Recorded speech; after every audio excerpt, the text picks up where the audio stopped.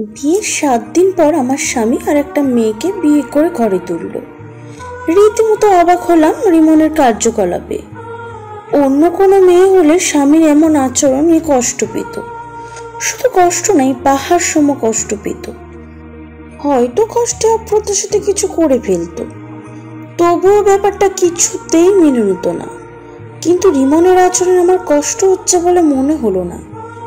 রিমনের নতুন স্ত্রীর নাম সিমি। দেখতে অনেক সুন্দরী, আমার চেয়েও আধুনিকও বটে, তবে আমার মতো উচ্চতায় লম্বাই না। রিমনের এমন নিষ্ঠুর কাজের জন্য তাকে ছোট্ট করে শুধু বললাম, কাজটা কি ঠিক করলে? জবাবে রিমন বলল, ঠিক বেঠিক দিয়ে তুমি কি করবে? বাসায় খাওয়া পড়া পেলেই তো হলো, এর চেয়ে বেশি কি চাও? রিমন অন্য একজনকে বিয়ে করেছে, এতে কষ্ট না পেলেও তার এইরকম অধ্যত্বপূর্ণ কথাতে প্রচন্ড কষ্ট পেলাম। তার কথাতে বুকটা যেন জ্বলছিল অগ্নিতে। রিমনের কথার কোনো জবাব না দিয়ে আবার রুমে চলে গেলাম। রিমনের বাবা মা দেশে থাকে না, বিদেশে সেটেল তারা। তাদের ছেলে দ্বিতীয় বিয়ে করেছে, এটা হয়তো জানেন না। রিমন তার বাবা মায়ের সাথে কথা বলে না, বিশেষ এক কারণে। তার বাবা মা আমার সঙ্গে অনেক আগে থেকে যোগাযোগ রাখতেন। বিয়ের দিন থেকেই 7 দিনের সমস্ত ঘটনা জেনে নিয়েছে তারা। তবে বিয়ের ব্যাপারটা এখনো বলিনি। বিষয়টা জানাবো কি জানাবো না এটা নিয়ে চিন্তায় পড়ে গেলাম। এক মন বলল জানিয়ে দিই, কিন্তু কি মনে করে যেন জানালাম না। আমি অবাক হয়ে যাই রিমনের এত পরিবর্তন হওয়া দেখে। তার সঙ্গে 1.5 বছর ধরে প্রেম চলার পর বিয়ের বন্ধনে আবদ্ধ হলাম। বিয়ের আগে কত স্বপ্ন দেখাতো সে, আমাকে সে সারা জীবনের জন্য আপন করে চায়। আমি ছাড়া কারোর জায়গা নেই তার মনে।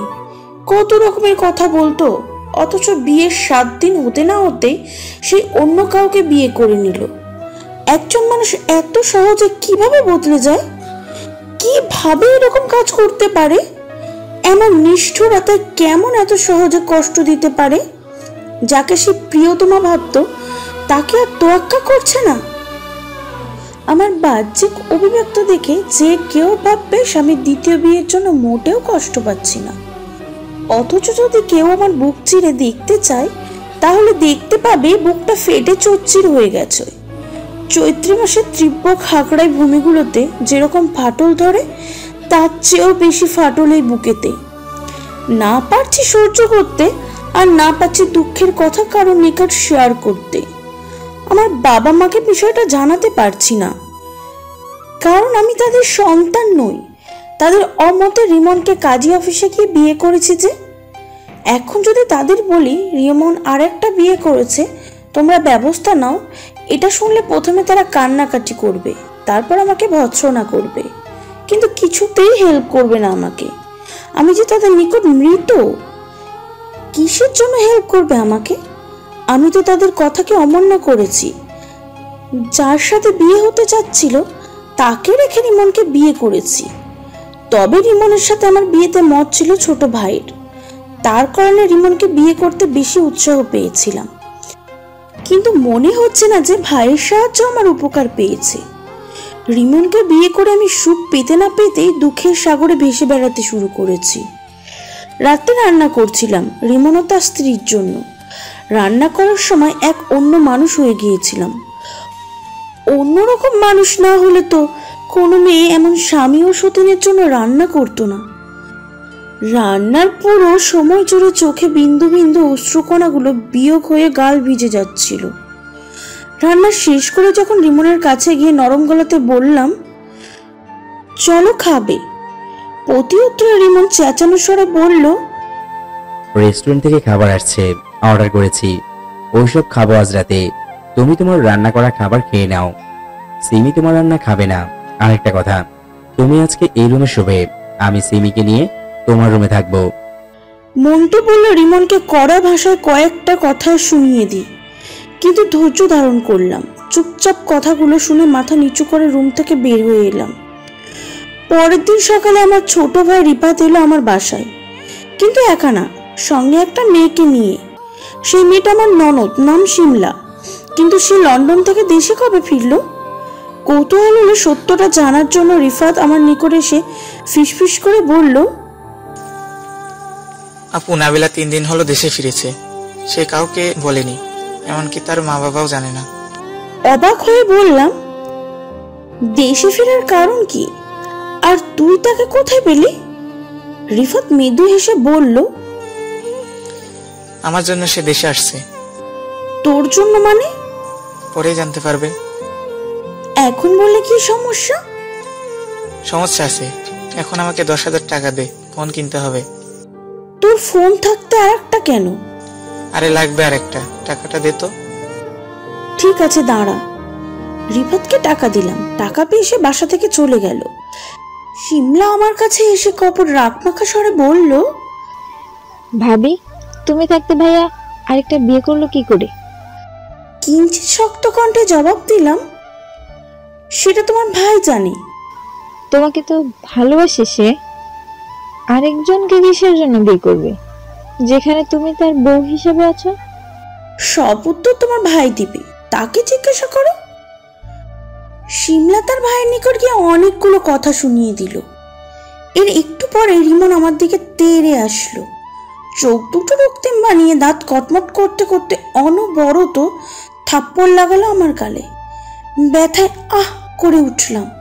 থাপ্পড় খেয়ে তার দিকে এক দৃষ্টিতে করুণ চোখে তাকিয়ে রইলাম।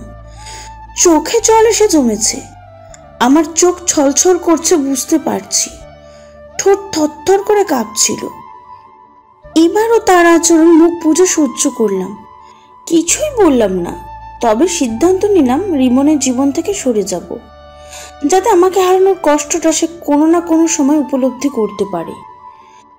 জানি এতে আমাকেও কষ্ট পেতে হবে, তাতে কি, তবু তার এমন মানসিক নির্যাতন সহ্য করতে পারবো না। সতীনের ঘর করতে চাচ্ছিলাম শুধুমাত্র স্বামীর ভালোবাসার আশায়, কিন্তু সে তো আমাকে আগাচ্ছে বই কিছুই ভাবছে না। আমি যেন তার বাসায় আশ্রয় নিয়ে থাকছি। যারা আশ্রিত তারাও তো একটু সম্মান পায়, আর আমি বিয়ের 7 দিনের মাথায় স্বামীর থেকে সম্মান তো দূরের ন্যূনতম ভালোবাসাও পাচ্ছি না। হচ্ছে নির্যাতন ও বঞ্চনার শিকার। একটা দিনেই খুব ভালোভাবে উপলব্ধি করতে পারছি সতীনে ঘর করার মজা। সন্ধ্যার পরপরই আমার ননদ বাসা থেকে বের হলো। কই গেল কাউকে বলে গেল না। আমার ভাই রিফাদেরও বাসায় আসার খবর নেই।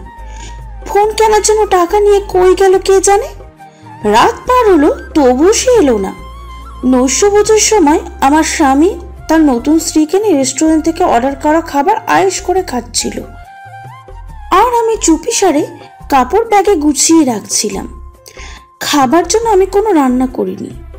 এই বাড়িতে শেষ রান্নাটা আমি দুপুরেই করেছিলাম। এই ঘন কালো অন্ধকারে রাতটা পার হলেই এখানে আর আমার ছায়াকেও দেখতে পাবে না কেউ। ব্যাগে কাপড় তোলা শেষ হলে সেটা খাটের নিচে রেখে দিলাম। এরপর বিছানায় মনমরা হয়ে শুয়ে পড়লাম এবং গভীর রাতের অপেক্ষা করছিলাম কখন রিমন ঘুমিয়ে যাবে। আর তখনই ধীর পায়ে বাসা থেকে বের হয়ে ছুটবো অচেনা গন্তব্যে। আচমকা রিমন আমার রুমে ঢুকলো। তাকে দেখলাম রাগের অভিব্যক্তিতে চেহারাটা ঘুরিয়ে নিলাম। বেশ কিছুক্ষণ চুপ থেকে সে দাঁড়িয়ে দাঁড়িয়ে আমাকে দেখলো। থাই করে সে বলে উঠল, রান্না করনি কিসের জন্য? না খেয়ে থেকে মরার চিন্তা ভাবনা করছো নাকি? মরতে চাইলে বাপের বাড়ি গিয়ে মরো, আমার বাসায় কেন? তাড়াতাড়ি ডাইনিং টেবিলের দিকে যাও, খেয়ে আসো। একবারের বেশি বলবো না, বলার ইচ্ছাও নাই। আমি যেন দেখি টেবিলের উপর রাখা খাবার শেষ হয়েছে। কথাটি বলে রিমন রুম থেকে বেরিয়ে গেল। তার কথাতে আমার মনটা প্রশান্তিতে ভরে ওঠার কথা, উল্টে রাগ হলো। সে খাওয়া দাওয়ার কথা এমন ভাবে বলছিল যেন আদেশ করছে। বউকে আদর করে যে কথা বলা যায় সেটা সে ভুলেই গেছে। অন্যায় কাজ করেছে সে, আর আমি যেন দোষী হচ্ছি। বাধ্য হয়ে খাবার টেবিলের নিকট গেলাম, কিন্তু খাবারের কোনো চিহ্ন পেলাম না।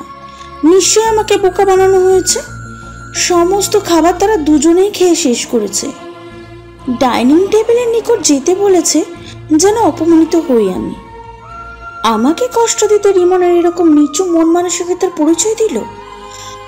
খাবার টেবিলের উপর খালি পড়ে থাকা প্লেটগুলোর দিকে তাকিয়ে আছি। ওই সময় রিমন আমার কাছাকাছি এসে গম্ভীর গলায় বলল, খাওয়া শেষ করেছ? এবার প্লেটগুলো ধুয়ে আনো। রিমনের কথাটা শুনে বড় সড় আঘাত পেলাম। একটা মানুষ এতটা নির্লজ্জ হয় কি করে? সে এমন করছে কেন আমার সাথে? কি দোষ করেছি আমি? এইভাবে কষ্ট দিয়ে সে কি এমন সুখ পাচ্ছে? প্লেটগুলো তার নতুন স্ত্রী ধুতে পারবে না এটা বললেই তো হতো, আমি ধুয়ে দিতাম। আজকে রাতটা না একটু কষ্ট করলাম। খাওয়া নিয়ে মিথ্যাচার করে খুব কি মজা পেল সে। চোখ মুখ রক্তিম বানিয়ে তার দিকে নজর দিলাম। এক দৃষ্টিতে কিছুক্ষণ চেয়ে থেকে প্লেটগুলো নিয়ে ধুইতে গেলাম কিচেন রুমে। শুধুমাত্র পানি খেয়ে বিছানায় গা এলিয়ে শুয়ে পড়লাম। মন ভরা ভাব ও ক্ষোভ নিয়ে রিমনকে শুধু ভৎসনা করছিলাম। রাত 12টা পর্যন্ত জেগে রইলাম। ভেবেছিলাম কয়েক ঘন্টা ঘুমিয়ে নেব, কিন্তু ঘুম এলো না কিছুতেই। ঘুম আসবেই বা কেমনে? এমন দুর্দিনে কেউ কি সহজে ঘুমাতে পারে? রাত 10টার পর থেকে রিমনকে নিয়ে ভাবতে ভাবতে 12টা বেজে গেল। 12টার পরপরই বিছানা থেকে উঠলাম দেখার জন্য যে রিমন ঘুমিয়েছে নাকি। তার রুমের দরজার সামনে দাঁড়ালাম। দরজা হালকা ভাবে লাগানো ছিল। ধাক্কা দিতেই দরজাটা হালকা সরে গেল এবং রুমের ভিতরে দেখলাম বিছানায় শুধুমাত্র মেয়েটা ঘুমানো আছে। পাশে রিমন নেই, হয়তো ওয়াশরুমে গেছে। এখনই সময় বাসা থেকে পালানোর। তাড়াহুড়ো করে আমার রুম থেকে ব্যাগটা নিয়ে এলাম এবং ধীর পায়ে বাসা থেকে বের হয়ে গেলাম। কোথায় যাব তার কোনো সঠিক গন্তব্য নেই। কোনো ব্রিজে গিয়ে রাতটা কাটিয়ে দিলে ভালো হবে। তারপর ভোর হলে সোজা রাঙামাটি চলে যাব। বিষণ্ণ মন ও বিভীষিকায় অন্তরটা নিয়ে হেঁটে চললাম আমার পছন্দের ব্রিজটার উদ্দেশ্যে। ছোট্ট একটা নদীর উপর দিয়ে ব্রিজ তৈরি করা হয়েছে। মাঝে মধ্যে ব্রিজটার নিকট আসতাম মনটা ফ্রেশ করার জন্য। তবে রিমন কখনোই এই ব্রিজটাতে আসতে চাইতো না। হাঁটতে হাঁটতে একটা রাস্তায় গিয়ে পৌঁছালাম যেখানে পুলিশের চেকপোস্ট বসানো হয়েছে। তাদের কাছে পৌঁছাতেই নানান বিধি প্রশ্নের মুখোমুখি হতে হলো। এক পুলিশকে জবাব দিলাম, মিথ্যা কথা বললাম। তাকে বললাম আমার নানু হাসপাতালে ভর্তি, তাকে দেখতেই এত রাতে বাসা থেকে বের হয়েছি, কিন্তু এত রাতে গাড়ি পাচ্ছিলাম না, তাই হেঁটে হেঁটে যাচ্ছি। মধ্যবয়স্ক একজন পুলিশ উঁচু গলায় বলল, ঠিক আছে, তুমি এখানে দাঁড়াও। কোনো উবার এদিকে দিয়ে গেলে সেটাতে তুমি হসপিটাল চলে যেও। আমি নিরুপায় হয়ে দাঁড়িয়ে অপেক্ষা করলাম উবারের জন্য, কিন্তু কোনো উবারের দেখা পেলাম না। প্রায় 15 মিনিট পর একজন বাইকওয়ালাকে আসতে দেখা গেল। পুলিশ তাকে থামিয়ে বলল, সে যেখানে বাইক থামাতে বলে সেখানেই থামবে, খবরদার উল্টাপাল্টা কিছু করবে না। বাইকওয়ালা রাজি হলো। ব্যাগটা পিছনে বাঁধা হলো। এরপর বাইকে উঠলাম। বাইকওয়ালাকে বললাম, চলুন, কিছু পথ গেলেই কোথায় যাব বলছি আপনাকে। কিছু পথ যেতেই বললাম, সামনের ব্রিজটাতে থামাবেন, ওখানেই নামবো। তারপর একটু পথ হেঁটে গেলেই হলো। ব্রিজের নিকট গিয়ে পৌঁছালাম। বাইক থামালো, নেমে পড়লাম, কিন্তু বাইকওয়ালা আমার থেকে টাকা চেয়ে বসলো। টাকা দিতে গেলে লোকটা আমার হাত চেপে ধরলো। হাত ছাড়াতে গেলে লোকটা আরো শক্ত করে ধরলো। প্রচন্ড রাগ হলো লোকটার আচরণে। আমি জোর গলায় বললাম, হাত ছাড়ুন। লোকটা আমার কথা শুনে উল্টো আরো শক্তভাবে হাতটা চেপে ধরলেন। সারার জন্য তো হাত ধরে নি। কথাটা বলে লোকটা আমার শাড়ির আঁচলটা টেনে ধরলো। বুঝতে আর বাকি রইল না লোকটির মতলব কি। উঁচু গলায় চেঁচাতে লাগলাম। আকস্মিক একজন বাইকওয়ালা আসতেই দেখা গেল। ওনার মাথায় হেলমেট ছিল। তিনি আমার চিৎকার শুনে বাইকটা থামালেন। অতঃপর উচ্চ স্বরে বললেন, কে ওখানে? কি হচ্ছে? আমি জবাবে বললাম, প্লিজ আমাকে সাহায্য করুন, এক জানোয়ার আমার সাথে অন্যায় আচরণ করে যাচ্ছে। লোকটি বাইক থেকে নেমে তার নিকটে এলেন। লম্বা চওড়া বলিষ্ঠ গড়নের যুবক। মাথা থেকে হেলমেট না খুলে শক্ত কণ্ঠে তিনি বদমাইশ লোকটাকে উদ্দেশ্য করে বললেন, আরে বদমাইশ, তুই এখানে মেয়েটার হাত ধরে আছিস? তোর এত সাহস হয় কি করে? হাত ছাড়, না হলে হেলমেট দিয়ে মাথা ফাটিয়ে দেব। লোকটা আমার হাত ছেড়ে দিল। অতঃপর ভয়ে জুবুথুবু হয়ে বাইক নিয়ে তত্তর করে চলে গেল। সাহায্যকারী লোকটি এত বড় উপকার করলো, অথচ তাকে ধন্যবাদ জ্ঞাপন করব এতটুকু মুখ দিয়ে বের হলো না। লোকটি আমার কথার অপেক্ষায় না থেকে বাইক চালিয়ে চলে গেল। পড়ে গেলাম চিন্তায়। এই বৃষ্টিতে রাতে কাটানোর সিদ্ধান্ত নিয়েছিলাম ঠিকই, কিন্তু মাথায় ছিল না যে অমানুষের দল একাকী একটা মেয়েকে দেখলে হায়নার মতন ঝাঁপিয়ে পড়বে শিকারের জন্য। কি করবো ভেবে পাচ্ছিলাম না। সিদ্ধান্ত নিলাম বাসায় ফিরে যাব। রাতটা থেকে সকালে রিমনকে বলেই তার বাসা থেকে বিদায় নিব। আচমকা ব্রিজের উত্তর দিকে কাকে যেন কথা বলতে শুনলাম। লোকটি উঁচু গলায় বলছিল, আমি এখনই আত্মহত্যা করব। তুমি যতই বলো, আমি আর বেঁচে ফিরছি না। আজকে আমি মরবই, এই জীবন আমি বাঁচিয়ে রাখবো না। এই তো আমি এখন ব্রিজের উপর রেলিং ধরে আছি, ঝাঁপ দিলেই শেষ। লোকটার কথা শুনে বুঝতে পারলাম আত্মহত্যা করতে এসেছে। হয়তো বড়সড় আঘাত পেয়ে বেঁচে থাকার আশা হারিয়ে ফেলেছে। আমি দেরি করলাম না, লোকটার নিকট গেলাম। সে ব্রিজের রেলিং এর উপর বসেছে। কোনো কিছু না ভেবেই তার হাতটা ধরলাম। হাতটা ধরতে লোকটা আমার দিকে চেহারা ঘোরালো। তার মুখে মাস্ক পরা। শহরে করোনা ভাইরাসের প্রাদুর্য ভাব বেড়েছে। হয়তো তিনি সেফটির জন্য মাস্ক পরেছে। আমাকে দেখে লোকটা চোখ দুটো গোল গোল বানিয়ে বলল, কি চান? হাত ধরছেন কেন? হাত ছাড়ুন বলছি। আমি জবাব দিলাম, ছাড়বো না, নেমে আসুন বলছি। আপনি এভাবে মরতে পারবেন না। আত্মহত্যা কোনো সমাধান নয়। কথাটা শুনে লোকটা রেলিং থেকে নেমে উঁচু গলায় বলল, আমি আত্মহত্যা করব কি করব না এটা আপনি বলার কে? হাত ছাড়ুন। কিন্তু আমি তার হাত ছাড়লাম না। উনি ফের রেলিং এর উপর উঠতে গেলে জোর গলায় বললাম, না, এমনটা করবেন না প্লিজ।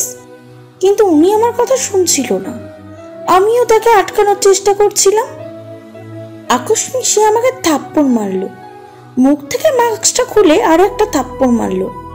অন্ধকার সত্ত্বেও তাকে চিনতে পারলাম। সে অন্য কেউ নয়, আমার স্বামী। তার দিকে হতভম্বের চোখে তাকালাম। এমন ক্ষিপ্ত স্বরে বলল, তোমার এত সাহস হলো কেমনে আমার বাড়ি ছাড়ার? এত সাহস কই পেলে? তোমাকে এখন কি করতে মন চাচ্ছে জানো? চোখের কোণে পানি জমলো। ঈষৎ কান্না মিশ্রিত কণ্ঠে বললাম, তো কি করব? আপনার বাসায় একটা মুহূর্ত কাটানো মানে নরকে কাটিয়ে দেওয়া। আমি পারবো না আপনার সাথে থাকতে। রিমন আমাকে জড়িয়ে ধরলো। নিচু স্বরে বলল, প্লিজ এমন করো না। আমি তোমাকে অনেক ভালোবাসি। জানি তোমার সাথে ওরকম ব্যবহার করা ঠিক হয়নি, কিন্তু কেন ওরকম ব্যবহার করলাম তুমি সেটা জানলে আমাকে আর দোষ দিবে না। এখন বাড়ি চলো, তোমাকে প্রমিস করছি আর ওরকম করব না। এই কানে ধরছি। রিমনের কথায় আমার পাথর মন গলে গেল। তার কথাগুলোকে যেন বিশ্বাস করলাম। সিদ্ধান্ত নিলাম তার সঙ্গে বাসায় যাব।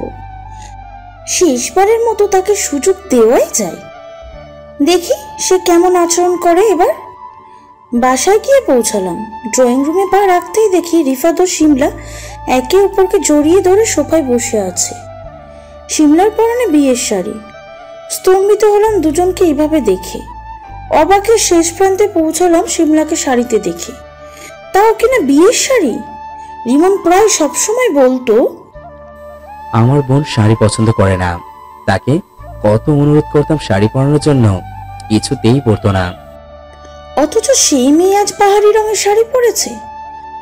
আমার ছোট ভাই রিপাত আমাদেরকে দেখেই শিমলাকে ছেড়ে দিল এবং ভয়ার্থ চোখে তাকিয়ে রইল।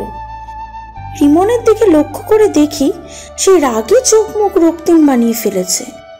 শিমলা ও রিপাতের মধ্যকার বিষয়টা কিছুটা হলেও আন্দাজ করতে পারছি। শিমলা নড়ে চড়ে বসলো। কপালে ভাঁজে সৃষ্টি হলো তার। অতঃপর কৌতূহলের অভিব্যক্তি আমাকে বলল, কোন সবের মানে ভাবি?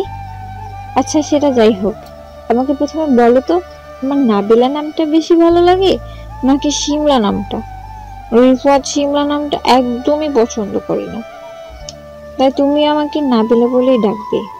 তাছাড়া এক সময় তো এ নামে ডাকতে আমাকে, এখন শিমলা শিমলা করো কেন? তীব্র বিরক্তি কণ্ঠে ফের বললাম, ফাজলামি বন্ধ করো। আমি তো জানি তুমি শাড়ি পছন্দ করো না। এখন শাড়ি পরেছ কিসের জন্য? আর রিফাদের সঙ্গে এত ক্লোজ কেন তুমি? শাড়ি কেন পরেছি বুঝতে পারছো না? তোমার ভাইকে আজ সন্ধ্যার পরপরই বিয়ে করেছি, এজন্যই আমরা এত অন্তরঙ্গ অবস্থায়। স্বামীর সঙ্গে ক্লোজ না হলে কার সঙ্গে হব বলো? আঁতকে উঠলাম, চোখ কপালে উঠল। ভয় হচ্ছিল রিমন এই বিয়েটা মেনে নেবে কিনা। আমার ভাই তো এখন বেকার, কাজ করে না। রিমন কি তাকে মেনে নেবে? ঈষৎ কম্পমান দেহকে দুলিয়ে আতঙ্কের চোখে রিমনের দিকে দৃষ্টি স্থাপন করলাম। না, রিমনের চেহারাতে রাগের চিহ্নও খুঁজে পেলাম না। একটু আগে সে বেজায় রেখেছিল, এখন সেটা হাওয়ায় মিশে গিয়েছে। রিফাতের মুখে মৃদু হাসি বিরাজ করেছে। শিমলাকে আমি কিছু বলার পূর্বেই রিমন তাকে হাস্যোজ্জ্বল মুখে বলল, বিয়ে করেছিস, খুব খুশি হয়েছি। এখন বল, বিয়ের দেয়াল মোহরানার জন্য কাবিননামায় কত টাকা লেখা হয়েছে? দিনমোহরের কথা শুনে আমার চেহারার রং পাল্টে গেল। শিমলার চেহারাটাও মুহূর্তের মধ্যে বিবর্ণ রূপ ধারণ করলো। ঢোক গিলে শিমলা তার ভাইকে নিচু স্বরে বলল, ভাইয়া, কাবিননামায় তো বেশি টাকা লেখা হয়নি। আমরা একে অপরকে ভালোবাসি। এই বিয়েতে দেনমোহর না থাকলেই ভালো হতো বলে আমি মনে করি। রিমন শিমলাকে ধমক মেরে ক্ষিপ্ত স্বরে বলল, চুপ কর, আমিও তো নিশিকে ভালোবেসে বিয়ে করেছি। এরপরও দেলমোহরের স্বরূপ তার নামে এই বাসাটা লিখে দিয়েছি। তথাপিও তোর ভাবির থেকে বিন্দুমাত্র ভালোবাসা পেলাম না। রিমনের মুখের থেকে শেষ বাক্যটি শুনে থমকে দাঁড়ালাম। এত বড় মিথ্যা কথা সে কোন মুখে বলতে পারলো? সে আমার থেকে ভালোবাসা পাচ্ছে না, নাকি আমি তার থেকে ভালোবাসা পাচ্ছি না? ক্ষণকের রং বদলানো স্বভাব যেন তার।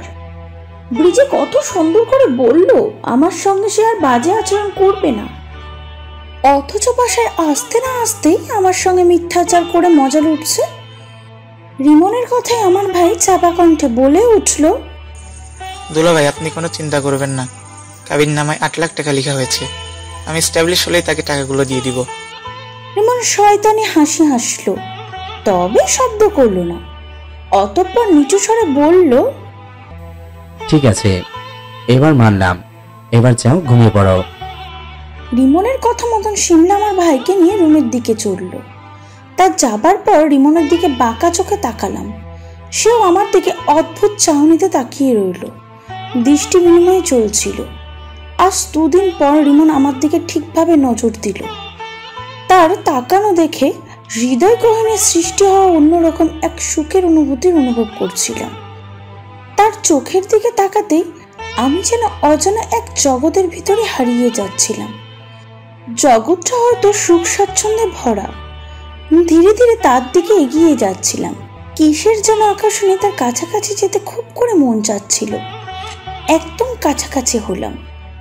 তার দেহে ছোঁয়া লাগছে না, মাত্র কয়েক ইঞ্চির জন্য। ঘন ঘন শ্বাস ফেলছি। আজকে এই সময় দেহ ভীষণভাবে কাঁপছে, অস্বাভাবিক কাঁপু। এর পূর্বে তো বহুবার তার কাছাকাছি হয়েছি। অন্তরঙ্গ মুহূর্ত দুজন কাটিয়েছি, মধুর মুহূর্তে হারিয়েছি বহুবার। এতটা অস্থিরতা ও ব্যাকুলতা কাজ করেনি সে সময়। হৃদস্পন্দন বেড়ে যাওয়া কিংবা থরথর করে গা কাঁপাও সেই সময় ছিল না। কিন্তু আজ কি এমন হলো যে তার কাছাকাছি হতেই এমনটা লাগছে? রিমনের শ্বাস প্রশ্বাসে আমার দেহের কাঁপন আরো বেড়ে গেল। তার ঠোঁট কাঁপছিল। আমার ঠোঁটের কাঁপন আগে থেকেই ছিল। সেই ঠোঁটের কাঁপন দেখে আমার ঠোঁটের কাঁপন বৃদ্ধি পেল। রিমনের চোখে কামনার ছায়া লক্ষ্য করছি। তার ঠোঁটের রেখাগুলো আমার ঠোঁটকে আকর্ষণ করছিল। হয়তো শুকনো ঠোঁটাদয় ভিজাতে চাচ্ছে, উভয় ঠোঁটের স্পর্শের অভাব পূরণ করতে চাচ্ছে। নির্লজ্জতা এসে ভিড় জমালো এ দেহে। রিমনের কাঁধে 2 হাত দিয়ে শক্ত করে ধরলাম। তার ঠোঁটে চুম্বন রেখা অঙ্কন করতে আমার ঠোঁট জোড়া তার দিকে এগিয়ে নিচ্ছিলাম। ধাবমান ঠোঁট দ্বয় ক্রমে এগোচ্ছিল খুব ধীরে। চোখ জোড়া বন্ধ করেছি। তার কাঁধে হাত দিয়ে চেপে ধরেছি বিধায় দেহের কাঁপন কই যেন হারিয়ে গেল। রিমনের ঠোঁটে যখন আমার ঠোঁট ছুঁয়ে দিব, ঠিক তখনই সে আমাকে ধাক্কা মেরে দূরে সরিয়ে দিল। ভরকে গেলাম, ভীষণ ভয়ও পেলাম। মাথা কেমন করে যেন ঘুরে উঠল, হৃদস্পন্দন বন্ধ হয়ে গেল। থম মেরে তাকিয়ে রইলাম রিমনের দিকে। তার চোখে মুখে অপরাধবোধের ছাপ লক্ষ্য করলাম। সে কেন আমাকে এভাবে সরিয়ে দিল বুঝে উঠতে পারলাম না। কাতর চোখে তাকিয়ে রিমনকে জিজ্ঞাসা করলাম, এটা কি হলো? তুমি আমাকে এভাবে ধাক্কা দিলে কেন? রিমন মৃদু স্বরে বলল, না এমনি, আসলে ভালো লাগছে না। ভালো লাগছে না মানেটা কি? আমি তোমার স্ত্রী, এতটুকু কি চাইতে পারি না? দুদিন হলো তুমি আমার থেকে দূরে, একটু ভালোবাসা পেতে চাইছি, আর তুমি এরকম ব্যবহার দেখালে। এমনটা তো করার কথা ছিল না তোমার। ব্রিজ থেকে বাসায় ফিরে আবারও পাল্টে গেল। রিমন বিরক্ত গলায় বলল, ওহ, সেরকম কিছু না, থাকো তুমি, আমি গেলাম, খুব ঘুম পেয়েছে, সকালে কথা হবে। রিমনের হাতটা শক্ত করে ধরলাম। রাগে গচগচ করতে জোরালো কণ্ঠে বললাম, সকালে কথা হবে মানে? আমি এক্ষুনি কথা বলবো। তোমার বুকে মাথা রেখে শুয়ে থেকে কথা বলবো। তোমার চোখে ঘুম এলে ঘুম কেড়ে নিব, তারপর ফের কথা বলা শুরু করব। আজকে আমি তোমাকে ছাড়ছি না। রিমন তার ছেলের হাসি এসে ক্ষীণস্বরে বলল, দুঃখিত নিশি, সেটা হচ্ছে না। আমাকে সিমির সাথে থাকতে হবে, অন্যথায় সে রেগে যাবে। রাগ কি আমি দেখাতে জানি না? তুমি খুব ভালো করে জানো আমি রেগে গেলে কি করতে পারি। হাসি পাচ্ছে, আর কথা বাড়িও না, তোমার যোগ শোনার মোড়ে নাই আমি ঘুমাতে গেলাম। রিমন ড্রয়িং রুম থেকে চলে যেতে লাগলে তার টি শার্ট শক্ত করে ধরলাম। পিছন ফিরে আমার দিকে তাকালো অগ্নিঝরা চোখে। মনে হচ্ছিল সে আমাকে গিলে খাবে। তাকে পরোয়া না করে হাতটা ধরে সোফার দিকে নিয়ে গেলাম। সোফাতে ফেলে দিয়ে তার দেহের উপর আবিষ্ট হলাম। রিমন আমাকে তার দেহ থেকে সরিয়ে ফেলতে জোর খাটাচ্ছিল, কিন্তু আমি আমার সর্বোচ্চ শক্তি দিয়ে তার হাত দুটো চেপে ধরলাম। এর পাশাপাশি আমার বুকের সাথে তাকে আষ্টে পিষ্টে আঁকড়ে ধরে রাখলাম। লক্ষ্য পূরণ করতেই ধাবিত হচ্ছিলাম গন্তব্যে। আকস্মিক সিমির কণ্ঠস্বর ভেসে আসলো আমার কানে। সে রুমের ভিতরে ঢুকেই উত্তেজিত হয়ে চেঁচানো গলায় বলল, রিমন, এসব কি হচ্ছে? তাই তো বলি, মানুষটাকে রুমে পাচ্ছি না কেন? সে আমাকে বিছানায় ফেলে এসে এখানে রোম্যান্স করছে। ছি রিমন, সে না তোমার ভাবি হয়? তার সাথে এরকম নষ্টামি করার পূর্বে একবারও কি ভাবলে না? সিমির কথা শুনে হকচকিয়ে উঠলাম। সে কি বলল? আমি রিমনের ভাবি হই? কিন্তু তার ভাই কই এখন? রিমনের আর একটা ভাই ছিল কবে? রিমনের শরীর থেকে উঠে তার দিকে বাঁকা চোখে তাকিয়ে দাঁত কটমুটিয়ে বললাম, সে কি বলল এসব? আমি তোমার ভাবি লাগি?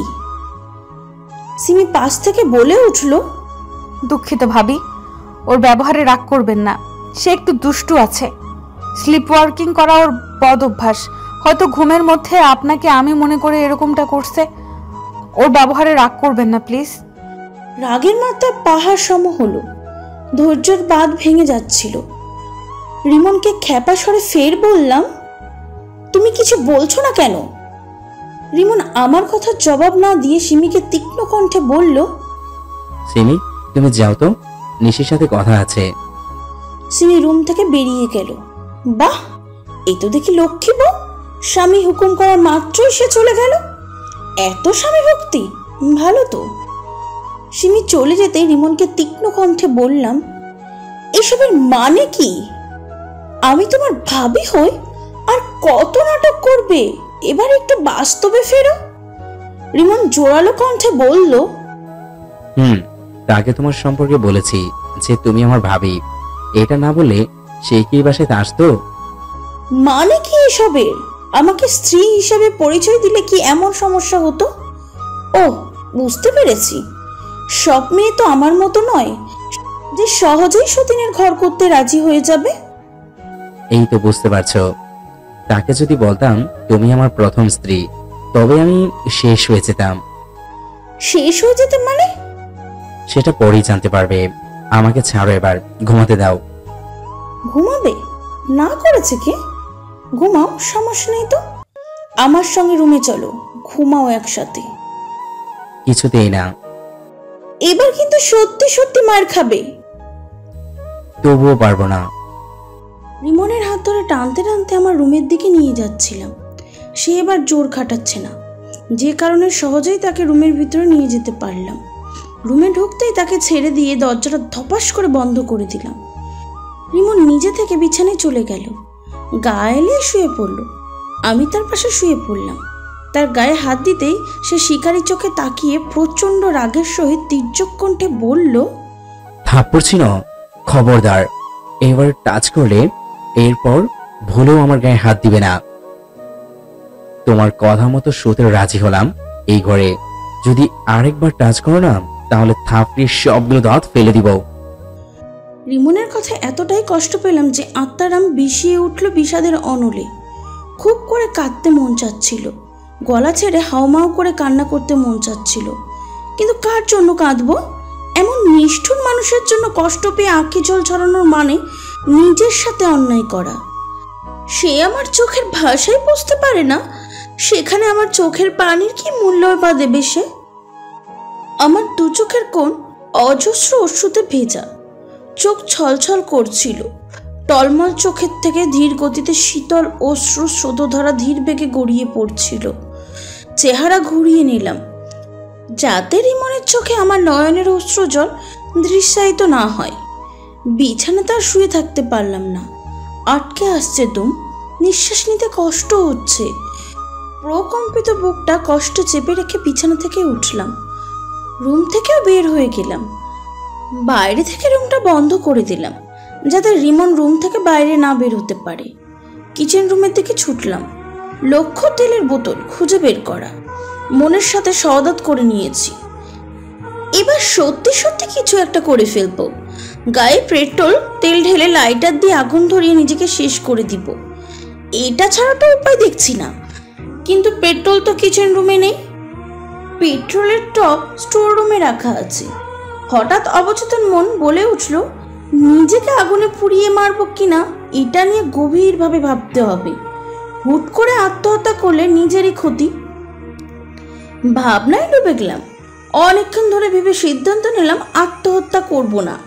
সেই মানুষটির জন্য জীবন শেষ করে দেবার কোনো মানেই হয় না, যে মানুষটা আমাকে মূল্যায়ন করে না। আমি মারা গেলে আমার স্বামী খুব বেশি হলে 10টা দিন কাঁদবে, এরপর ঠিকই আমাকে বলে তার নতুন স্ত্রীকে সঙ্গে নিয়ে সুখময় জীবন উপভোগ করবে, আর আমাকে জ্বলতে হবে জাহান্নামের আগুনে। এখন মাথা ঠিক নেই, অতিরিক্ত রাগে মেয়েদের মাথা ঠিক থাকে না।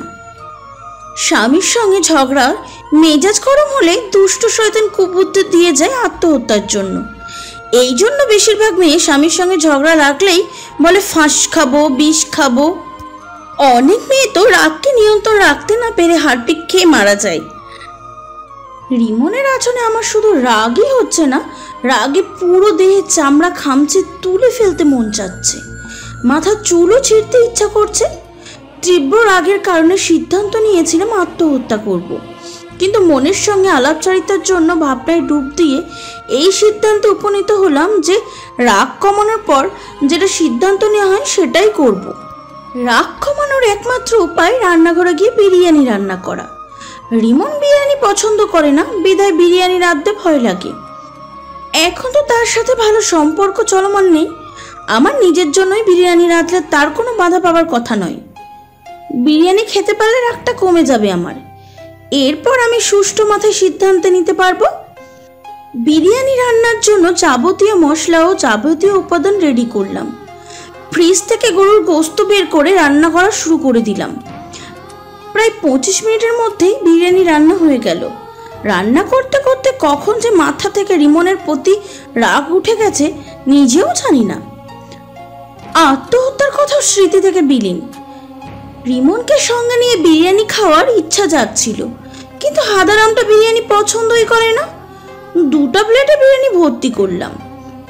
কয়েকটা টমেটো কেটে প্লেটের উপর সাজিয়ে রেখে খেতে পারলে ভালো হতো। এই জন্য 2টা টমেটো ফ্রিজ থেকে বের করলাম। একটা টমেটো কেটে এক প্লেটে রাখলাম, অন্য প্লেটের জন্য আরেকটা টমেটো কাটতে রাখলাম। কিন্তু আচমকা ধারালো চাকুর অগ্রভাগ আঙুলে এত জোরে চাপ লাগলো যে কেটে ভাগ হয়ে গেল। ব্যথায় চিৎকার দিয়ে উঠলাম। এমনভাবে যন্ত্রণা করতে লাগলো যে মনে হচ্ছিল একটু পরে অজ্ঞান হয়ে যাব। যন্ত্রণার হাতের সাহায্যে মন বলছিল আঙুলটা হাতের সঙ্গে না থাকলে ভালো হতো। আমার চিৎকার শুনে রিমন দৌড়ে কিচেন রুমে এসে ঢুকলো। রুমে ঢুকে আমাকে দেখা মাত্রই ঘাবড়ানো চোখে তাকালো। আমার নিকট এসে উদ্বিগ্ন ভাব নিয়ে চিন্তা মাখা কণ্ঠে বলল, এটা কি করলে? আঙ্গুল তো পুরোটাই কেটে ফেলেছ। ইস, দেখে শুনে কাজ করতে পারো না? আর কিচেন রুমে কি করে এত রাতে? রিমনের এমন দরদ মাখা কথা শুনে কাটা আঙুলের ব্যথাটা যেন বেড়ে গেল। কিচেন রুমে কি করি কথাটা শুনে তার উপর নতুন করে রাগের সৃষ্টি হলো। সারা রাত না খেয়ে আছি, অথচ কেমন অবিবেচকের মতো করে বলল এত রাতে কিচেন রুমে কি করি। রিমনের কথার কোনো জবাব না দিয়ে ব্যথায় কাতরাচ্ছিলাম। আকস্মিক সে আমার আঙুলটা তার মুখের ভিতর প্রবেশ করিয়ে নিয়ে চুষতে লাগলো। কিরকম এক বিশ্রী পরিস্থিতিতে পড়লাম। গা গুলিয়ে আসছিল। বিব্রতকর অবস্থায় তার চেহারার দিকে তাকালাম, ভূত দেখার মতো। রিমন চুষে যাচ্ছে কাটা আঙুলটা। ব্যথার মাত্রা ক্রমশ কমে যাচ্ছে। কিছুক্ষণ পর অন্যরকম ভালো লাগার শিহরণ অনুভব করছিলাম। আমার চোখের পাতা আপনা আপনি বন্ধ হয়ে গেছে। আমার চোখে মুখে সুখের অভিব্যক্তি নিশ্চয় রিমন ধরতে পারছে। তাই চোখের পাতা খুলে তার দিকে দৃষ্টিপাত করলাম। তাকে আঙুল চোষা দেখে এবার হাসির উদয় হলো। হাসি থামাতে পারলাম না। একগাল হাসি এসে আড়ষ্ট কণ্ঠে বললাম, হয়েছে, আর দরকার নেই। এটা বলতে রিমন আমার আঙুলটা তার মুখের ভিতর থেকে বের করে মৃদু স্বরে বলল, একটু ধৈর্য ধরো, আমি বায়োটিন ও তুলা নিয়ে আসছি, দেখবে ঠিক হয়ে যাবে, আর কোনো সমস্যা হবে না। রিমন আঙুল বাঁধার জন্য কাপড়, বায়োটিন, স্যাভলন ও তুলার সঙ্গে করে নিয়ে এলো। বায়োটিন দিয়ে আঙুলটা পরিষ্কার করা হলো। এরপর তুলা স্যাভলনে ভিজিয়ে দিল। অতঃপর আঙুলটাতে সেই তুলা লাগিয়ে কাপড় দিয়ে বেঁধে ফিরল। আঙুল বাঁধার পরপরই রিমন স্বস্তির নিঃশ্বাস ফেলল। এরপর বিরিয়ানির প্লেটের দিকে লবাতর চোখে তাকিয়ে উল্লাসিত কণ্ঠে বলল, নিশি, তুমি বিরিয়ানি রান্না করছো, আগে বলবে না? ইস, দেখা মাত্রই জিভে জল এসে গেল।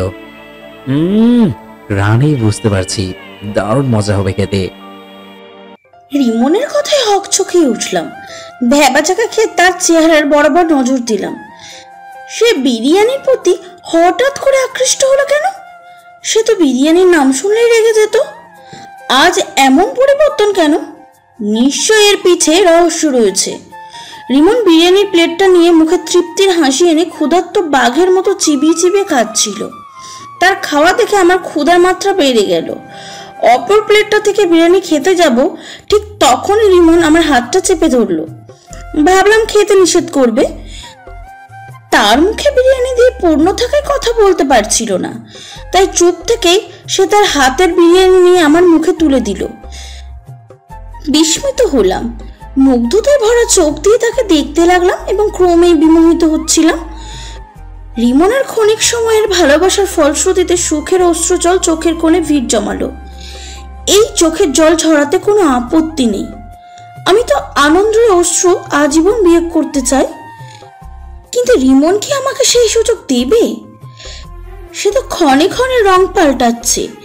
এই মুহূর্তে সে আমার প্রতি ভালোবাসা দেখালেই যখন তখন বদলে যেতে পারে।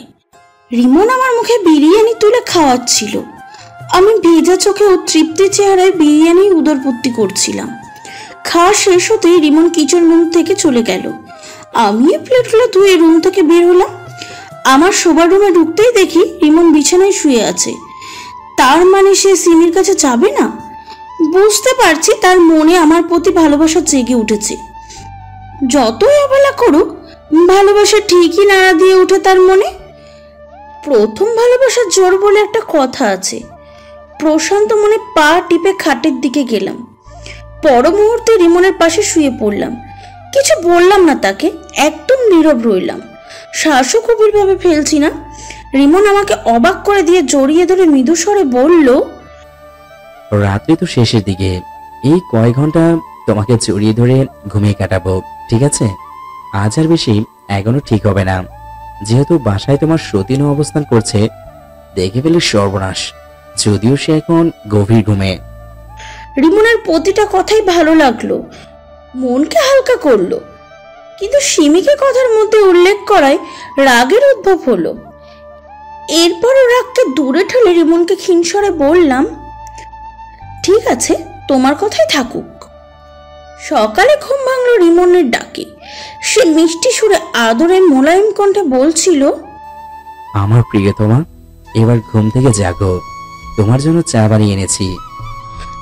রিমনের ডাকে ঘুম ভেঙে যাওয়ার তার দিকে ঈষৎ বিরক্তির চোখে তাকালাম। অতঃপর ঘুম চড়ানো কণ্ঠে বললাম, কি হয়েছে? এত সকালে রাখছো কেন? রাতে ঘুমাতে পারিনি, আমাকে ঘুমাতে দাও। রিমন চায়ের কাপের সাথে বাটিতে আঘাত করে শব্দ সৃষ্টি করলো। এরপর তীক্ষ্ণ কণ্ঠে বলল, এত সকাল কেমন করে হলো? 9টা পেরিয়ে যাচ্ছে। ওঠো ঘুম থেকে, চাটা খেয়ে নাও, তারপর ব্রেকফাস্ট করে আবার ঘুমাতে পারবো। হায় আল্লাহ, 9টা বেজে গেছে, অথচ তুমি এখন ঘুম থেকে জাগাচ্ছ? সকালে নাস্তা কে রেডি করলো? সিমি পরোটা বানিয়েছে। ওর রান্না করা খাবার তো খাবো না আমি। না খেলে জোর করে খাইয়ে দিব। আর হ্যাঁ, একটা কথা বলতে ভুলে গেছি, আমি চাচ্ছি তোমায় নিয়ে সারা শহর বাইকে করে ঘুরবো। আমার সতীনও যাবে? আরে না, তবে তুমি যদি চাও তবে তাকে সঙ্গে নিব। খবরদার, আমি আর তুমি যেখানে সেখানে থার্ড পার্সন সমস্যা হয়ে আসতে পারবে না। আচ্ছা, তাহলে বিছানা থেকে ওঠো, খেয়ে দিয়ে রেডি হও। না, খাবো না, রেস্টুরেন্টে গিয়ে খাবো। ঠিক আছে। চা খেয়ে নিয়ে ওয়াশরুমে গেলাম। শাওয়ার নিয়ে টাওয়াল চড়িয়ে রুমের দিকে গেলাম। রিমন রুমেই ছিল। সে আমাকে ভেজা চুলে দেখতে পেয়ে মনোমুগ্ধের মতো নিষ্পলক তাকিয়ে রইল। তার তাকানো দেখে মনে হলো সে আমাকে প্রথমবার এমন রূপে দেখছে। রিমনের কাছাকাছি এসে চুলে ছাঁটা মারলাম যাতে চুল জর্জরিত পানিগুলো তার চেহারায় লাগে। চুল থেকে ঝরে পড়া পানির বিন্দু বিন্দু ফোঁটা রিমনের গালে লাগতেই সম্বিত ফিরে পেল যেন। আমার দিক থেকে চেহারা ফিরিয়ে নিল। অতঃপর মিনমিনে গলায় বলল, তুমি কাপড় পরে নাও, আমি আসছি। রিমনকে কৃত্রিম রাগ দেখিয়ে বললাম, আর কিছুক্ষণ থাকলে তোমার চোখ তুলে ফেলতাম। নিজের বউকে এইরকম লোভাতুর চোখে দেখতে নেই, বুঝেছেন ভেজা বিড়াল? রিমন যেন লজ্জাবতীর মতো চুপসে গেল আমার কথায়। মেয়েদের মতো লজ্জা ভাব নিয়ে রুম থেকে তত্তর করে চলে গেল। রিমনের পছন্দ নীল রং, তবে সে নীল রঙের শাড়িতে আমাকে পছন্দ করে না। রিমনের ভাষ্যে নীল বাদে যে কোনো রঙের শাড়িতে আমাকে ভালো দেখায়, কিন্তু আজ রিমনের অপছন্দের কাজটাই করলাম, নীল রঙের শাড়ি পরলাম। রিমন আমাকে মেকআপ করতে দেখলে রেগে বাঘ হয়ে যায়। আজকে মেকআপ করতে ব্যস্ত হয়ে পড়লাম। মেকআপ করা শেষ করে নাকে কানে স্বর্ণের গহনা লাগালাম, কিন্তু নেকলেস কোনটা ব্যবহার করব এটা নিয়ে দ্বিধায় পড়ে গেলাম। রিমনকে ডাক দিলে যাকে চমকে দেওয়া ভণ্ডুল হয়ে যাবে, তাই তাকে ডাকলাম না। আমার ছোট ভাই রিফাতকে ডাক দিলে সে রুমে প্রবেশ করলো। রিফাত নেকলেস চুজ করে দিয়ে রুম থেকে বের হয়ে গেল। সাজসজ্জা শেষ করে রুম থেকে বের হলাম কুচিটা ঠিক করতে করতে। বারান্দায় রিমন দাঁড়ানো ছিল। আমার দিকে তার নজর পড়তেই বিস্ময়ের চোখে তাকালো। তার ভাবভঙ্গি দেখে মনে হলো না যে আমাকে এভাবে দেখে রাগান্বিত হয়েছে, অথচ তার রেগে যাবারই কথা। নিজেই অবাক হয়ে তার সামনাসামনি দাঁড়ালাম এবং মৃদু স্বরে বললাম, চলো। রিমন নরম কণ্ঠে বলল, তোমাকে অসম্ভব সুন্দর লাগছে, যেন আসমান থেকে নেমে আসা সাক্ষাৎ নীলপরি। মুচকি হাসি এসে বললাম, এত প্রশংসা করতে হবে না। এইরকম প্রশংসা প্রেম শুরু হবার অনেক আগে থেকেই করে আসছো। তোমার প্রশংসার জালে আটকিয়েই তো আজকে সতীনের সংসার করতে হচ্ছে। রিমন এবার বাকরুদ্ধ হয়ে আমার পিছু পিছু আসতে লাগলো। বাইকের নিকট গিয়ে পৌঁছালাম। রিমন প্রথমে বাইকে উঠলো, এরপর আমাকে উঠতে বলল। বাইকে চড়ে তার কাঁধে মৃদুভাবে হাত রাখলাম। বাইক স্টার্ট দিল, সে চলতে লাগলো। চলতে চলতে পৌঁছালাম রিমনের সবচেয়ে পছন্দের একটি নদীতে। অথচ এই নদীটা আমার একদমই পছন্দ না। এর পিছনে বিশেষ কারণ রয়েছে, যে কারণটা রিমনকে জানানো হয়নি। রিমন এখনো জানে না জায়গাটা আমার ভালো লাগে না। আমি বাধ্য হয়ে এর পূর্বে অনেকবার এখানে এসেছি, আজকেও আসতে হলো। বাইকটা নদীর পাশের রাস্তাতে ঠেকিয়ে রেখে রিমন নদীর দিকে এলো। আজকে কেন যেন নদীটা অনেক সুন্দর লাগছে। শীতল হাওয়ায় আমার ভিতরে ভালো লাগার পরশ বুলিয়ে দিচ্ছিল। রিমন আমার পাশে দাঁড়িয়ে ক্ষিপ্ত স্বরে বলল, আজ এই মুহূর্তে যদি তোমাকে নদীর পানিতে ডুবিয়ে মেরে ফেলি তবে কেমন হবে বলো তো?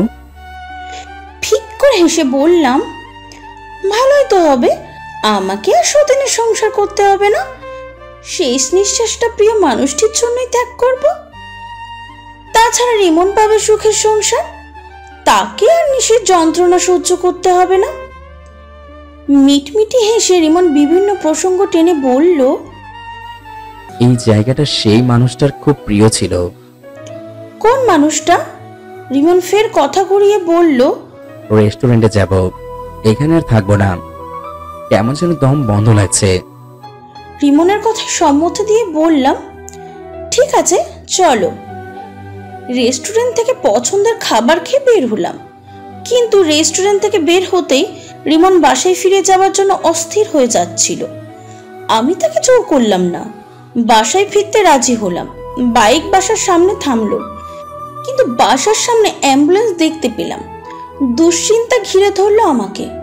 হঠাৎ কার কি হলো যে বাসার সামনে অ্যাম্বুলেন্স এসে উপস্থিত? আচমকা চোখে পড়লো আমার ননদ শিমলার দিকে। সে রিমনের দিকে ভূত দেখার মতো করে তাকিয়ে আছে। তার এইভাবে তাকানোর রহস্য খুঁজে পেলাম না। আমার ছোট ভাই রিফাত অ্যাম্বুলেন্সের চালকের নিকট টাকা দিয়ে দিল। অ্যাম্বুলেন্স থেকে লাশ বের হচ্ছে। লাশটা কার দেখতে পাচ্ছি না, কারণ লাশের মাথায় সাদা কাপড় দিয়ে ঢেকে দেওয়া হয়েছে। গেটের ওপাশে লাশটা চটের উপর শুয়ে রাখা হয়েছে। সবার চোখের কোণে বিন্দু বিন্দু পানি জমেছে। প্রত্যেকে কষ্টের চাদরে জর্জরিত। এতক্ষণ হয়তো তারা শব্দ করে কান্না করছিল, কিন্তু এখন তারা ছলে ছলে চোখ বিস্ময়ে অভিব্যক্ত রিমনকে দেখছে। তীব্র কৌতূহলে মন দিয়ে ধীর পায়ে এগোতে লাগলাম লাশের দিকে। কার লাশ জানতেই হবে। রিমনও আমার সাথে এগিয়ে যাচ্ছিল লাশের দিকে। রিমনের ভাবভঙ্গি অদ্ভুত লাগছিল এবং তার চোখে মুখে অপরাধীর ছাপ লক্ষ্য করছিলাম, যেন সে চুরি করে ধরা পড়েছে এবং পাবলিক প্রহারের অপেক্ষায়, কিংবা আসামির কাঠগড়ায় দাঁড়িয়ে জজ সাহেবের মুখ থেকে রায় শোনার জন্য চাতক পাখির মতো অপেক্ষার প্রহর গুনছে। তৃপ্ত অভিব্যক্তি প্রকাশ পাচ্ছিল রিমনের দেহের বাচন ভঙ্গিতে। জড়সড় হয়ে লাশের পাশে বসলাম। অন্যরকম এক ভয় আমার মধ্যে এসে বাসা বেঁধেছে। লাশটা কার, এটা নিয়ে নানান প্রশ্ন মাথায় ঘুরপাক খাচ্ছিল। আমার শ্বশুর অথবা শাশুড়ির লাশ নাকি? এছাড়া কার হবে? আমি লাশের শরীর থেকে কাপড় সরাতে গেলে রিমন আমাকে থামিয়ে দিল এবং সে কাপা হাত দিয়ে লাশের মাথা থেকে কাপড়টা সরিয়ে ফেলল। মাথা থেকে কাপড় সরাতেই দেহে ভূকম্পন শুরু হলো, যেন পুরো শরীর কাঁপতে লাগলো। আমার রক্ত যেন শীতল পানি হয়ে গেছে। মাথাটা চক্কর মেরে উঠল, যেন মাথার নিম্নাংশ দিয়ে রক্তক্ষরণ হচ্ছে। এ কি দেখলাম আমি? রিমনের মতোই হুবহু দেখতে একটা লোক লাশ হয়ে পড়ে আছে। সে কে? রিমনের তো ভাই ছিল না, সেখানে যমজ ভাই কোথা থেকে আসবে? কিন্তু একই রকম দেখতে আর একজন উদ্ভব কি করে হলো? শিমলা সেই সময় আমার দিকে অদ্ভুত চোখে না তাকিয়ে রিমনের দিকে কেন তাকাচ্ছিল, এটার কারণ এখন ভালো করে বুঝতে পারছি। রিমনও লাশটা দেখে থম মেরে দাঁড়িয়ে আছে। তার চোখে মুখে এখনো ভয়ের ছাপ স্পষ্ট। মনে হচ্ছে যেন তাকে কেউ কুপিয়ে মেরে ফেলবে। এটার ভয়ে এমন কাহিল অবস্থা তার। এই মুহূর্তে আমার দু চোখকে বিশ্বাস করতে পারছি না। কোনটা আসল রিমন বুঝে উঠতে পারছি না। হসপিটাল থেকে লাশটাকে এখানে আনতে পেরেছে সঠিক ঠিকানা ও তথ্য জেনে। তবে কি এই লাশের মানুষটাই আসল রিমন? এটা কি করে সম্ভব? লাশটাই যদি রিমন হয় তবে দাঁড়িয়ে আছে সে কে? এখনো শিমলা, সিমি, রিফাত অদ্ভুত চোখে রিমানের দিকে তাকিয়ে আছে। তাদের চোখের কোণ থেকে পানি হারিয়ে গেছে, এখন শুধু কৌতূহলের ছাপ তাদের চোখে বিরাজ করছে। আচমকা শিমলা চেঁচানো গলা রিমনকে বলল, ভাইয়া এখানে কি হচ্ছে? লাশটা কার? সে কে? আমার কি যমজ ভাই ছিল? যদি থেকেই থাকতো তবে বাবা মায়ের থেকে কেন জানতে পারলাম না? রিমন মর্মাহত ও ভারাক্রান্ত, তার নিথর ও নিশ্চল দেহ নিয়ে আর দাঁড়িয়ে থাকতে পারল না। আহত পাখির মতো ডানা ভেঙে মাটিতে লুটিয়ে পড়ল যেন। সে হাঁটু গেড়ে বসে মনির চেহারাটা লোকানোর বৃথা চেষ্টা করল, চোখ দুটো ভেজা অশ্রুতে। তাকে দেখে মনে হলো খুব জোরে কাঁদতে চায় সে, অথচ পারছে না। আকস্মিক রিমন কাতর কণ্ঠে বলল, যে ব্যক্তি লাশ হয়ে পড়ে আছে সে প্রকৃত রিমন, আমি রিমন না। রিমনের কথাটা শুনে আঁতকে উঠলাম। মনে হলো অন্তরাত্মার চাকু বসিয়ে দেওয়া হয়েছে। ভিতরটা যেন দাউ দাউ করে জ্বলতে লাগলো অগ্নিশিখার উত্তাপে। তবুও মনটাকে শান্ত করে কৃত্রিম হাসির সৃষ্টি করে অস্পষ্ট সুরে রিমনকে বললাম, কি বলছো এসব? তোমার মাথা ঠিক আছে? রিমন তার মাথাটা দুহাত দিয়ে চেপে ধরে ভাঙা গলায় জবাব দিল, আমি যা বলছি তা একটু মিথ্যা নয়। এটা কি করে বিশ্বাস করব? আমি জানি আমার ভাই তার স্ত্রীকে নিয়ে বেড়াতে গেছে এবং সে বাসাতেও ফিরল স্ত্রীকে সঙ্গে নিয়ে। এতে প্রমাণিত হয় যে লাশ হয়ে আসা লোকটা আমার ভাই রিমন নয়। রিমন আগের চেয়েও কণ্ঠটা ভারী করে জোর দিয়ে বলল, আমি রিমন না, আমি কিছুতেই রিমন না। আমার নাম অর্ণব। যে লাশ হয়ে পড়ে আছে সে রিমন। একই কথা কতবার বলবো? রিমন আমার প্রাণপ্রিয় বন্ধু ছিল। দুইজনে পরিচয় হয়েছি আজ থেকে 3 বছর পূর্বে। আমরা প্রথমবার একে অপরকে দেখে ভোগড়ে গিয়েছিলাম। স্টেডিয়ামের গ্যালারিতে বসেছিলাম আমি। খেলা চলাকালীন আকস্মিকভাবে রিমনের দিকে চোখ পড়ে। আমি তার দিকে এগিয়ে যাই। অতঃপর তার সঙ্গে ওই সময় অনেক কথা হয়। নিজের চোখকে সেদিন প্রথমবারের মতো মিথ্যা বলে মনে হয়েছিল। সে সময় মনে হয়েছিল আমি যেন আমার জায়গাতে নেই, আমার অস্তিত্ব বিলীন হয়ে অন্যজনের মধ্যে বিরাজ করছে। যখন রিমনের কাছে গিয়ে দাঁড়ালাম, সেও অবাক চোখে আমার দিকে অপলকে তাকিয়েছিল। আশ্চর্য হয়েছিলাম আমরা যমজ ভাই নয়, এরপরও কি করে দেখতে একই রকম হলাম একমাত্র আল্লাহ তাআলাই ভালো জানেন। ওই দিনের পর থেকে আমরা বন্ধু হয়ে যাই, ধীরে ধীরে খুবই ক্লোজ হয়ে যাই। বড় আশ্চর্যের কথা যে নীলিমা নামে আমার স্ত্রী ছিল, যে কিনা দেখতে হুবহু নিশির মতো। দুর্ভাগ্য যে আমার স্ত্রী মারা যায় যখন রিমন নিশির সঙ্গে প্রেমের সম্পর্ক শুরু করে, তারও 3 মাস পূর্বে। রিমন নিশির সঙ্গে প্রেম করার পর আমাকে বলেছিল নিশিকে অবাক করে দিতে বিয়ের পর কোনো একদিন ওর বাসায় আমাকে নিয়ে যাবে, কিন্তু সেই সুযোগ ওদিন কখনোই আসেনি। রিমন কাজের চাপে আমাকে কখনোই তার বাসাতে নিয়ে যাবার সুযোগ পায়নি, এমনকি নিশির সঙ্গে সাক্ষাৎও করতে দেয়নি। তবে ফোনে নিশিকে অনেকবার দেখেছি। নিশিকে দেখে ভাবতাম এটা আমার স্ত্রী নীলিমা। রিমন প্রায় 50 লক্ষ টাকার ঋণ ছিল, টাকাগুলো শোধ করবে কিভাবে এটা নিয়ে খুব টেনশন করত। আমাকে প্রায় দিনই বলতো দরকার পড়লে কিডনি বিক্রি করে নিজের ঋণ শোধ করবে। আমার খুব ইচ্ছা করত তাকে টাকাগুলো দিয়ে সাহায্য করতে, কিন্তু আফসোস আমার আর্থিক অবস্থা এমন ছিল যে 1 লক্ষ টাকা দিয়ে যে হেল্প করব সেই টাকাও ছিল না। রিমনকে আমি শুধু একবার বলেছিলাম বাড়িটা বিক্রি করে দিতে। এই কথা শুনে সে রেগে গিয়েছিল। বাড়িটা নাকি নিশির নামে অনেক আগেই উইল করে দিয়েছে। নিশির প্রতি অগাধ ভালোবাসায় সে বাড়িটা বিক্রি করতে চায়নি। নিশিকে বিয়ে করার 7ম দিনের দিন রিমন সকাল সকাল বাসা থেকে বের হয়ে যায় এবং আমার বাসায় আসে। ধানমন্ডির দিকে চলছিলাম দুজন, হঠাৎ বাইকটা থামিয়ে দিল 10 থেকে 12টা গুন্ডা টাইপের যুবক। যদিও আমার চোখে ছেলেগুলোকে প্রথমে গুন্ডা মনে হয়নি, তারা দ্বিধায় পড়ে গিয়েছিল আমাদের দুজনকে দেখে। রিমন গুন্ডাগুলোকে চিনতে পেরে স্বীকারোক্তি দেয় যে সেই প্রকৃত রিমন এবং আমাকে সে তার কাছ থেকে চলে যেতে বলে, কিন্তু আমি যেতে চাচ্ছিলাম না। রিমন কসম দিয়ে বলার কারণে চলে যেতে বাধ্য হই। জায়গা থেকে প্রস্থান করতেই বাইক নিয়ে চললাম। জায়গাটা থেকে সরে আসতেই মনে হলো কাজটা ঠিক করিনি। লোকগুলো কিসের জন্য রিমনকে আটকে রাখলো? তারা তো রিমনের শত্রু হতে পারে এবং রাগে মারধরও করতে পারে। তখন তো রিমনের অবস্থা কাহিল হয়ে যাবে। তাকে লোকগুলোর থেকে সেভ করা জরুরি। বেশি কিছু আর না ভেবে বাইক নিয়ে রিমনের নিকট চললাম, কিন্তু পৌঁছেই দেখি রিমন মাটিতে শয়িত, সদ্য গলা কাটা মুরগির মতো দাফাদাফি করছে। তার বুকে পাঁচটা চাকু ঢুকিয়ে দেওয়া হয়েছে। রক্ত দিয়ে রাস্তায় একাংশ ভিজে একাকার। আমার বুকটা ফেটে যাচ্ছিল। বাচ্চাদের মতো করে কান্না করে যাচ্ছি। কি করব বুঝে উঠতে পারছি না। মৃত্যুর বড় ছাত্রী রিমন আমার হাতটা শক্ত করে ধরে ধরফরে কাপা গলায় থেমে থেমে বলল, আজ এক্ষুনি তুই আমার বাসায় যাবি। তুই নিশির রিমন হবার নাটক করবি।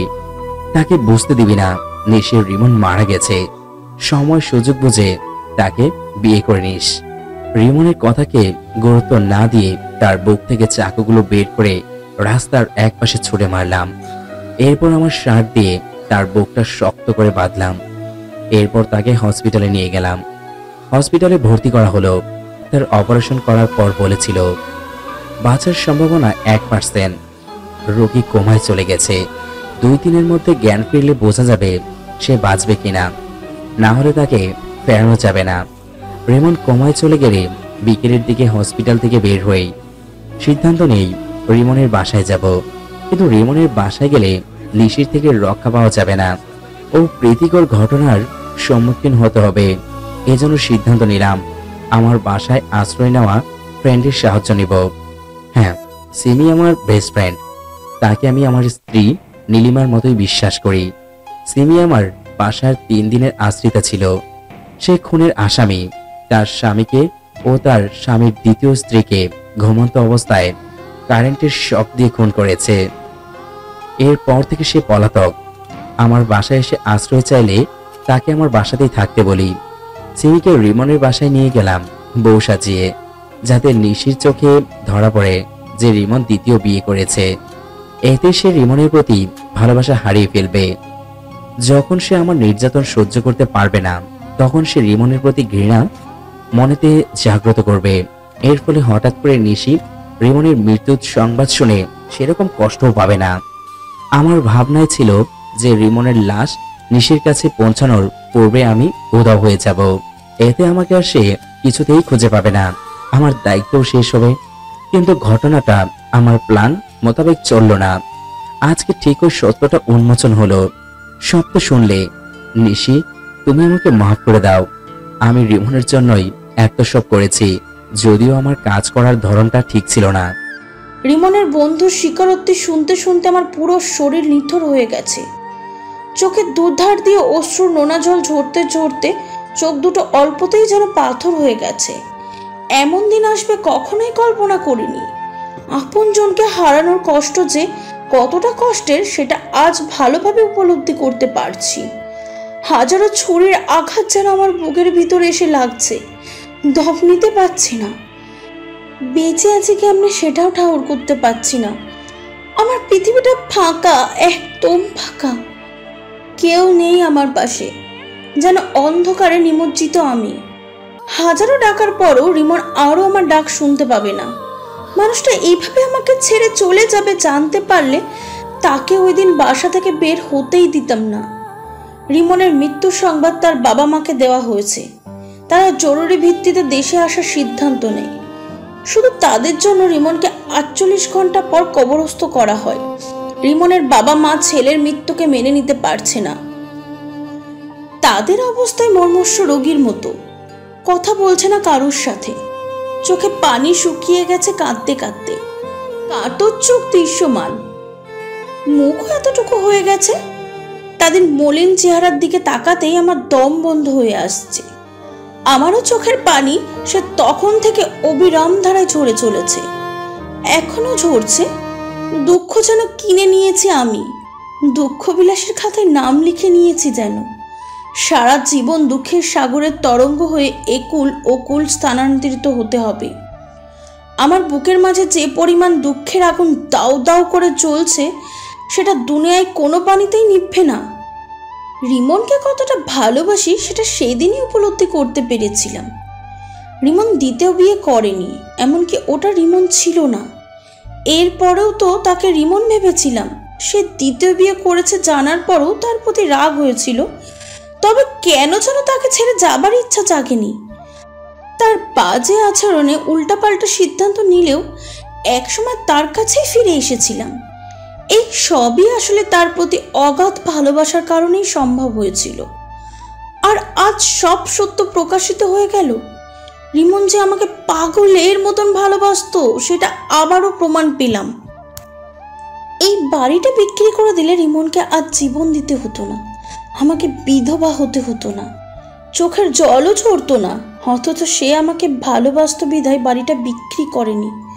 আমার নামে লিখে দেওয়া বাড়িটা বিক্রি করে দিলে আমি কষ্ট পেতাম, থাকার জায়গা পেতাম না।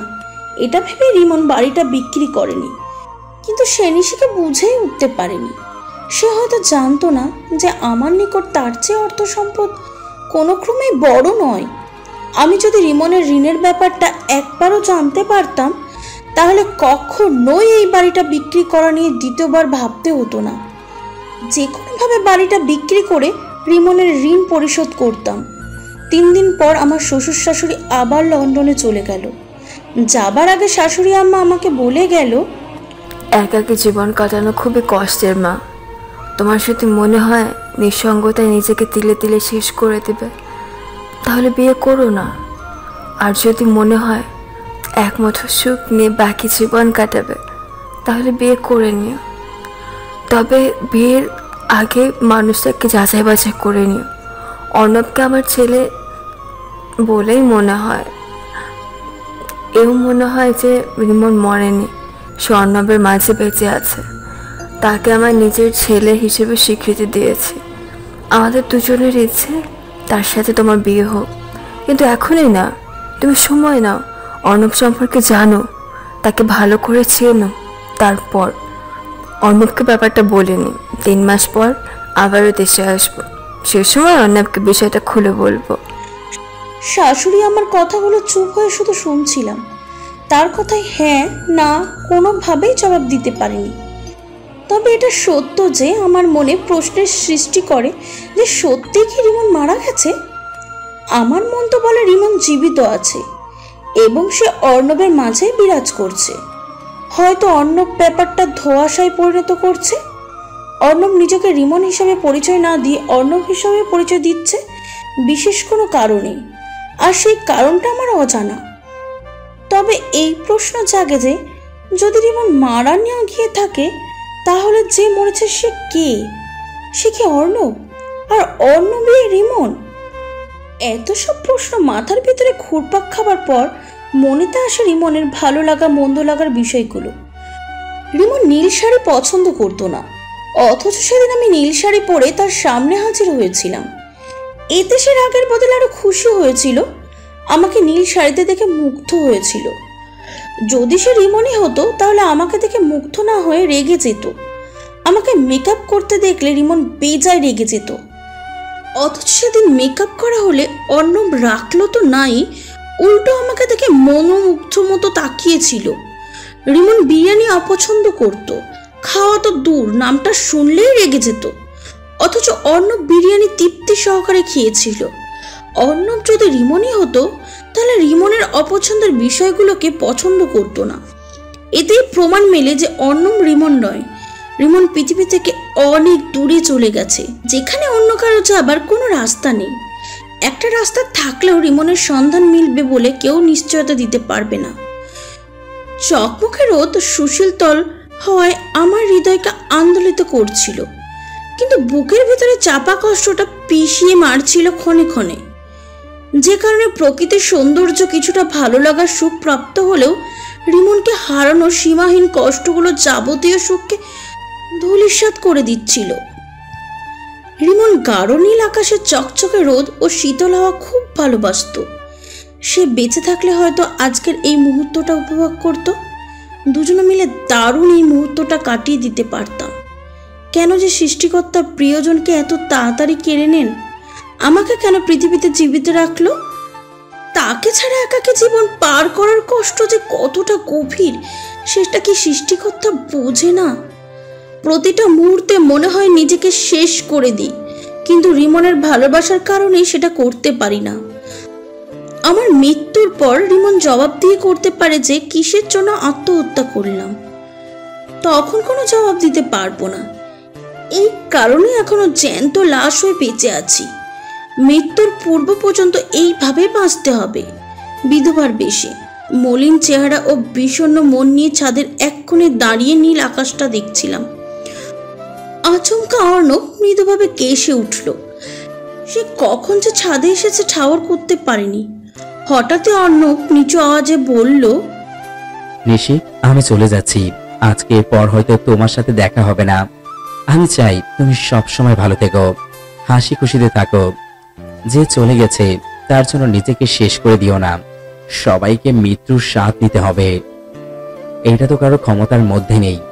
যে যতদিন ইচ্ছা বেঁচে থাকতে পারবো না। রিমনের সময়সীমা ওই পর্যন্তই ছিল, যার ফলে তাকে দুনিয়া ছাড়তে হয়েছে। তোমার জন্য ভালো হবে তাকে স্মরণ করে কষ্ট না পাওয়া, বরং অন্য কাউকে জীবনসঙ্গী হিসেবে গ্রহণ করে জীবনটাকে আলোকিত করা। এতে তুমি ভালো থাকবে। অর্ণবের সবগুলো কথাই শুনলাম, তবে গুরুত্ব দিলাম না।